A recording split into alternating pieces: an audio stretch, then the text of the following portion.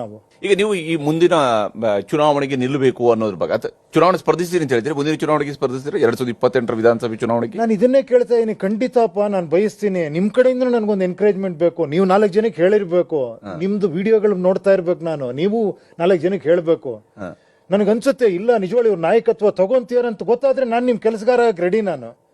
ನನ್ನ ನಾಯಕನೇ ಸರಿ ಇಲ್ಲ, ಅವನು ಇನ್ನೊಬ್ಬ ನಾಯಕನ ಹುಡುಕ್ತಾ ಇದ್ದಾನೆ ಅಂದ್ರೆ ನಾನೇನಕ್ಕಲ್ಲ. ಅವಾಗ ಅವ್ರಿಗೆ ನಾಯಕರು ಬೇಕು, ಕೆಲಸಗಾರರು ಬೇಡ.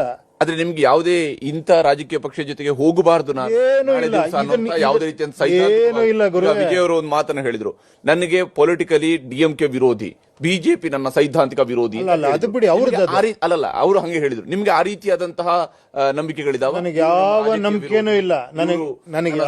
ನನಗೆ ಅದು ಯಾವ ಸೈದ್ಧಾಂತಿಕ. ನನಗೆ ಜನಕ್ಕೆ ಒಳ್ಳೇದಾಗಬೇಕು, ಜನಕ್ಕೆ ಒಳ್ಳೆ ಆರೋಗ್ಯ ವ್ಯವಸ್ಥೆ ಸಿಗಬೇಕು, ಜನಕ್ಕೆ ಒಳ್ಳೆ ಎಜುಕೇಶನ್ ಸಿಸ್ಟಮ್ ಸಿಗಬೇಕು, ಜನಕ್ಕೆ ಒಳ್ಳೆ ಉದ್ಯೋಗ ಸಿಗಬೇಕು, ಪ್ರತಿಯೊಬ್ಬರು ಸ್ವಾವಲಂಬಿಯಾಗಿ ಬದುಕೋತರ ಆಗಬೇಕು. ಈ ತರ ವಿಚಾರವಂತರಾದಾಗ ಜನರಲ್ಲಿ ಒಬ್ಬೊಬ್ಬನು ಈ ತರ ವಿಚಾರವಂತರಾದಾಗ ರಿಸರ್ಚ್ಗಳಾಗಬೇಕು ಈ ದೇಶದಲ್ಲಿ. ನಮ್ಮ ದೇಶ ಬೇರೆ ಎಲ್ಲ ದೇಶಗಳಿಂದ ಪವರ್ಫುಲ್ ಆಗಬೇಕು. ನಾವು ಸೆಲ್ಫ್ ಸಸ್ಟೈನ್ ಆಗಬೇಕು. ನಾವು ಇನ್ನೊಬ್ಬರ ಮೇಲೆ ಆದಷ್ಟು ಡಿಪೆಂಡೆನ್ಸಿ ಕಡಿಮೆ ಮಾಡೋ ಥರ ಒಂದು ವ್ಯವಸ್ಥೆ ಬರಬೇಕು. ಇವತ್ತು ನಮ್ಮಲ್ಲಿರೋ ತಲೆಗಳು ಬೇರೆ ಕಡೆ ಹೋಗಿ ಸಿಇಒಗಳಾಗಿದ್ದಾರೆ. ಏನಲ್ಲಿ ಟ್ರಿಲಿಯನ್ ಗಟ್ಟಲೆ ಡಾಲರ್ಗಳಿಗೆ ಕಂಪನಿಗಳಿಗೆ ಸಿಇಒಗಳಾಗಿದ್ದಾರೆ.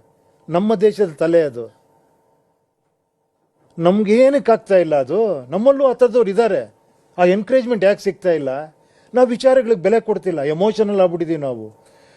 ನಮ್ಗೇನೋ ಒಂದು ದೊಡ್ಡ ಇದಾದಾಗ ನಾನು ಆ ಕಡೆ ಹೊಟ್ಟೋಗ್ತೀನಿ, ಯೋಚನೆನೇ ಮಾಡಲ್ಲ. ನಾನು 4 ಜನ ಸಪೋರ್ಟ್ ಮಾಡ್ತೀನಿ, ನಾನು ಅಲ್ಲೇ ಮಾಡ್ತೀನಪ್ಪ.